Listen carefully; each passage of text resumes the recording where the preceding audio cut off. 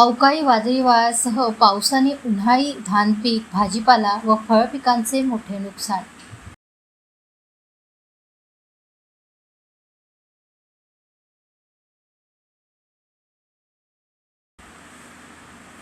काल मध्यरात्री आलेल्या अवकाळी वादळ वाऱ्यासह व मेघगर्जनेसह आलेल्या पावसाने तालुक्यातील रब्बी व उन्हाळी पिके यांच्या मोठ्या प्रमाणात नुकसान झाले आहे. दुपारी अतिशय कडक उन्हाळा लागल्याची तीव्रता बाहेर रस्त्यावर जाणवत होती, परंतु मध्यरात्री 1 वाजताच्या सुमारास अचानक अवकाळी वादळी वाऱ्यासह मेघगर्जनेसह पाऊस सुरू झाला. 2 तास पावसाने चांगलेच झोडपले, त्यामुळे भाजीपाला व फळपिकांची मोठी नुकसान झाले आहे. तसेच अनेक शेतकऱ्यांनी आंब्याची फळाची लागवड केल्याने यावर्षी खूपच मोठ्या प्रमाणात आंब्याला बहर आला होता, त्याचेही रात्रीच्या पावसाने मोठे नुकसान झाले आहे.